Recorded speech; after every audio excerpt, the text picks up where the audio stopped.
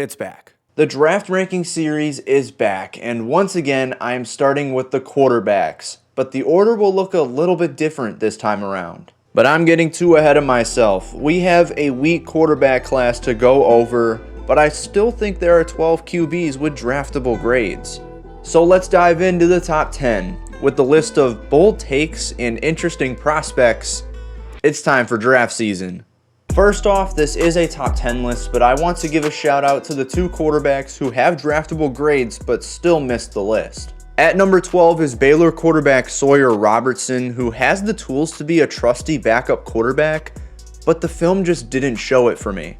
And at number 11 is Tennessee quarterback Joey Aguilar, who didn't benefit much from playing in Josh Heupel's system. But it's time for the top 10, and Kansas quarterback Jalen Daniels kicks us off today. Daniels played 6 years of college football with a couple medical red shirts, but at his best, he looked like a first-round pick. And obviously, that was not always the case, but Daniels is a hyper athlete with fantastic explosiveness to get out of the pocket quickly and either work off script or take off running with his near 4.4 speed. I personally think he's the best athlete in this class. He has great short and intermediate ball placement when throwing from a clean pocket, and he can rocket passes within 40 yards with solid accuracy. He reads zone defenses well, and he has a super quick release to get the ball to his first read. But on the flip side, Daniels is not a great pocket passer. First, he tends to drift back in the pocket, and dropbacks will sometimes be more than 10 yards deep. He will bail from clean pockets at times if his first couple reads aren't open. And he just struggles under pressure in general, as his 38.3% completion percentage under pressure is the third worst among significant draft prospects. Furthermore, his decision making can be wonky at times, and his lengthy injury history will scare teams away. But I'm still optimistic for Daniels, and honestly, he could pan out as a skill position switch if he doesn't pan out as a quarterback in the NFL. He receives a D+ from me, which is an early 6th round grade. Coming in at number 9 is a prospect that's similar to Jalen Daniels, this being Arkansas quarterback Taylon Green. I think he has more upside than Daniels, and some of his traits can be easily coached up, like the fact that he plays slow sometimes, and he will miss opportunities as a result, or the fact that his mechanics are kind of off, resulting in inconsistent release points, release speeds, overall accuracy, and more. Or the fact that he struggles under pressure, completing only 36.8% of passes there. But he does have some awful lapses in his decision making.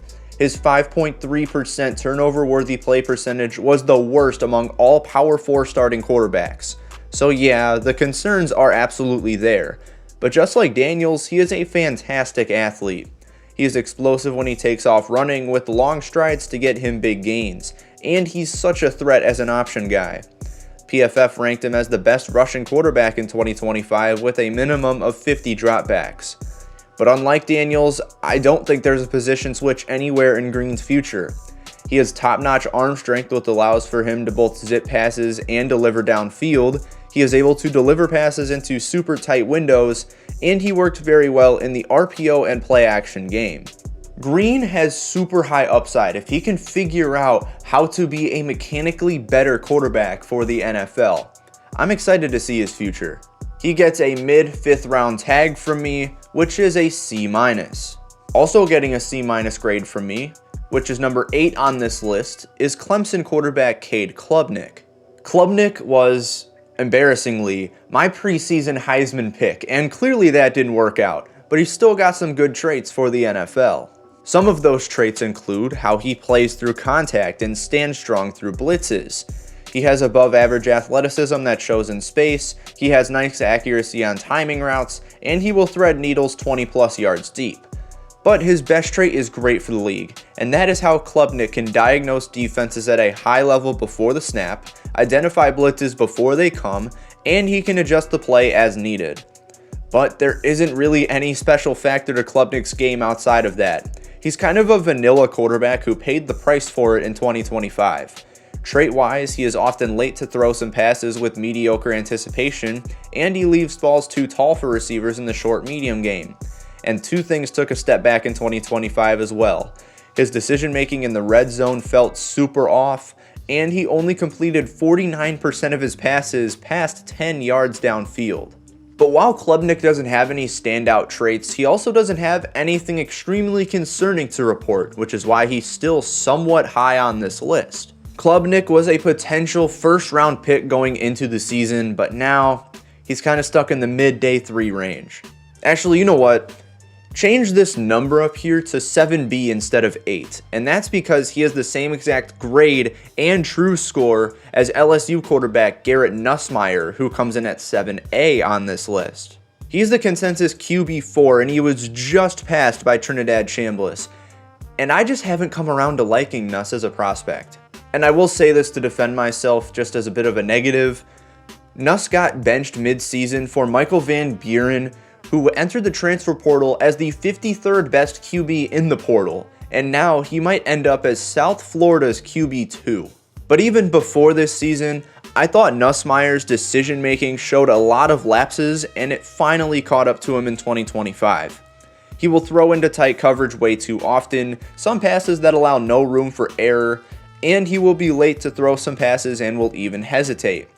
He also needs to be better at sensing blindside pressure, and even without the pressure, he opts for the short pass way too often. But there are some things that I like with Nussmeier. When he senses inside pressure or non-blindside pressure, he'll stand through that and make accurate throws. He throws great fade balls and deep passes outside the numbers, he moves around the pocket well, he has viable arm strength, and his overall pocket mechanics are pretty solid. Also add in there that his overall ball placement is pretty good, probably best in the deep game. So Nussmeier is someone who I've never gotten around to liking as a top end prospect, but I still think he has some good traits and he should be a backup somewhere. I promise that he's the last guy on this list to get a C- grade, but I also promise that it doesn't get much better. That's because Miami quarterback Carson Beck is number 6 on this list, and he is only a half grade better than the last 3 guys. But that's not to discredit Beck and his great play throughout the back half of the season, including in the college football playoff where he led Miami to the national championship. By the time his 6 years were all said and done, he showed that he is a very quick multi-read processor with fantastic mechanics. His poise and pocket presence make a solid tandem, he has shown that he can deliver passes into tight gaps, and he's a deceptive thrower who uses his eyes to sell routes. He's a high floor prospect in my opinion. And yes, he did spend 6 years in college, but he's a young 6th year guy. He'll only be 23 years old when the NFL season starts. But on the flip side, he doesn't really have any elite traits outside of his mechanics. He also makes some risky decisions throwing the football, he throws passes behind receivers in the short and medium game, and his anticipation has honestly taken steps backwards throughout the years. Also, his arm talent fell off a bit in 2025, which makes me concerned that the UCL injury from 2024 is getting the best of him. But even without any elite traits, Beck is not a basic quarterback like Klubnik is, and he should easily find a backup spot somewhere. He has a more well-rounded skill set that I think will translate to the NFL. He gets a C grade and sits as a mid-4th round talent in my books.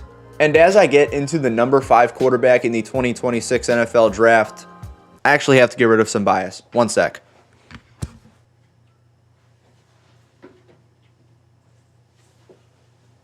Let me bring this over here. Anyways, can you tell who it is yet?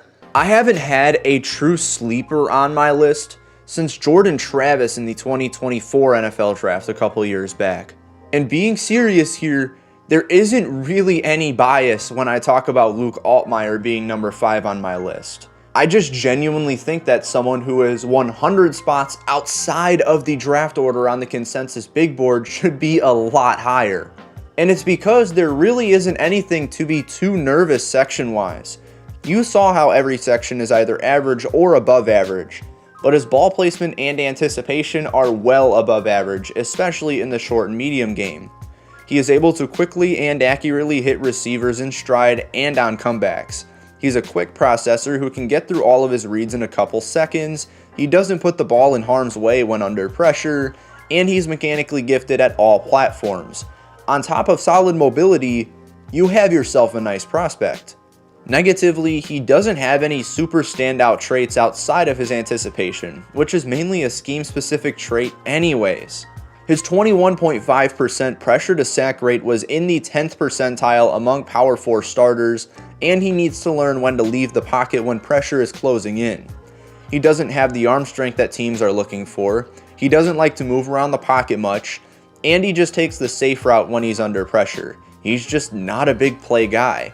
But if a team is looking for a QB2 option and not much more, I think Altmaier and Beck are the two best options in this draft.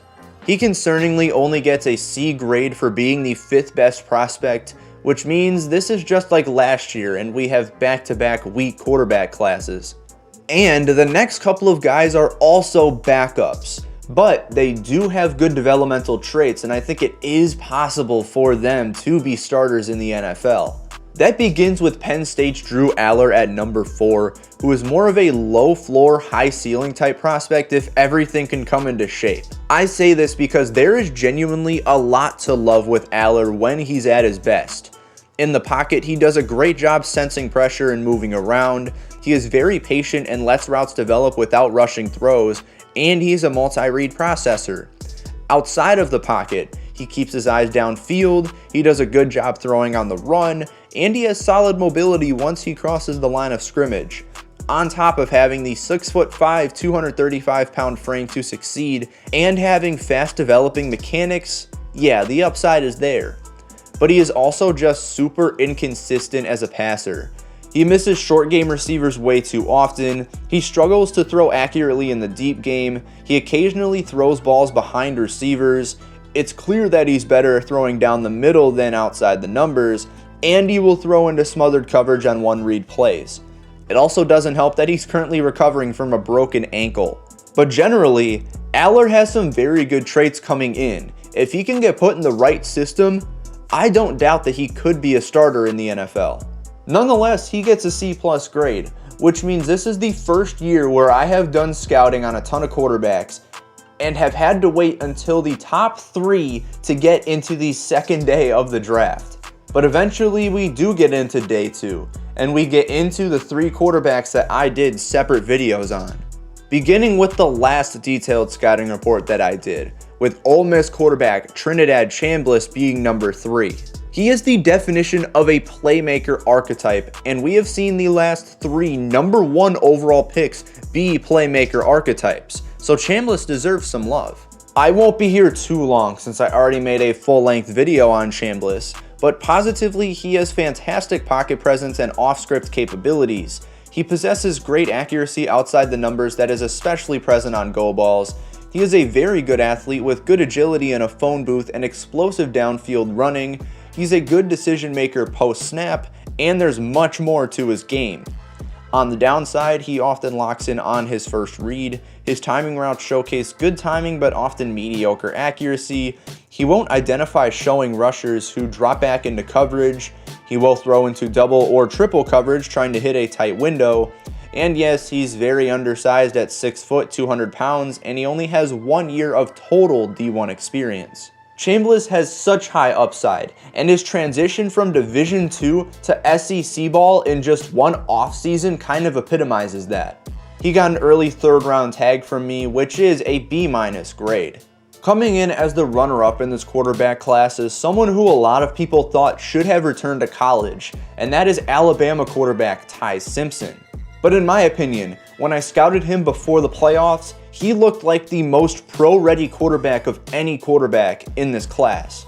While that does belong to number 1 now, I do think there are a good number of people who are just sleeping on Simpson. Similarly to Chambliss, I won't be here for long because I made a full video expressing my thoughts on Simpson. But positively, he moves around the pocket so well to dodge sacks and make plays. He manipulates defenders with ball fakes, eye fakes, and fake escapes. His post-snap processing is quick. He puts passes into pockets where only the receiver can get it.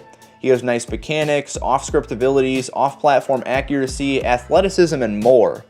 But negatively, he will often bail from a clean pocket, which, given his great pocket mobility, he just shouldn't do that. He's a mediocre quarterback when throwing under pressure, and his accuracy becomes erratic when trying to throw while being hit. He will lose his footing if he's pressured. His arm strength is not up to par with pro quarterbacks. He passes up short game opportunities for deeper opportunities that likely don't exist. And the back half of his season was a significant step down from the front half. But Simpson being a pro-ready quarterback really helps out his grade. Personally, I think he could be an immediate starter in the right system.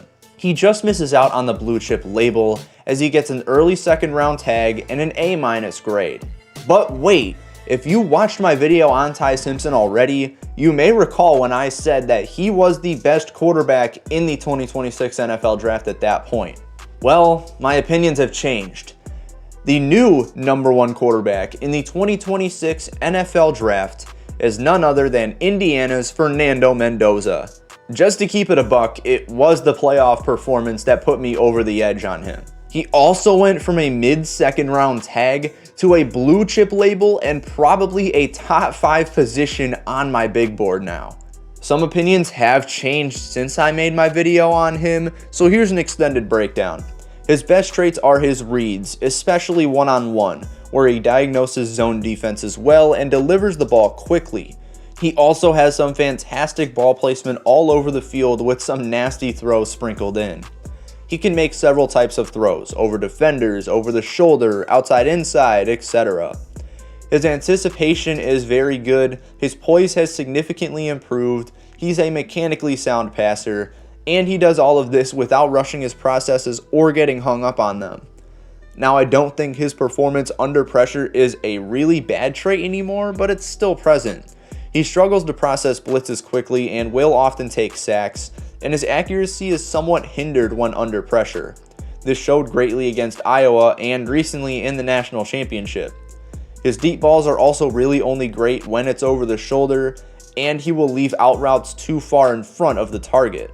But that's really it for Mendoza. He is a fantastic prospect, and his performance in the playoffs really got me, so snaps and claps for the man.